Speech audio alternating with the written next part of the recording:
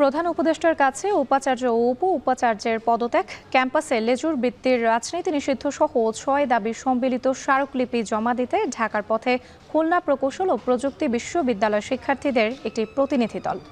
সকাল ৮টায় চোখে লাল কাপড় বেঁধে প্রতিবাদ জানিয়ে ঢাকার উদ্দেশ্যে ক্যাম্পাস ত্যাগ করেন তারা। ৬ দফা দাবির একটিও বাস্তবায়ন হয়নি অভিযোগ করে এ সময় শিক্ষার্থীরা জানান, দাবি বাস্তবায়নের উদ্দেশ্যে নিরাপদে অবস্থান নিয়ে ভার্চুয়ালি আন্দোলন চালিয়ে যাবেন তারা। ৬ দাবি বাস্তবায়নের মধ্য দিয়ে শিগগিরই বিশ্ববিদ্যালয়ের শিক্ষা কার্যক্রমে ফিরতে চান বলেও জানান তারা।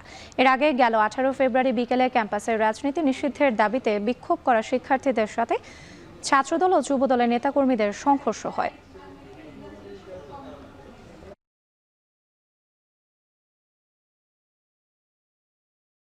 হামলার ৫ দিন পরও অন্তর্বর্তীকালীন সরকারের প্রশাসন থেকে আমাদের কোনো প্রকার সাহায্য আসেনি, যোগাযোগ করেনি।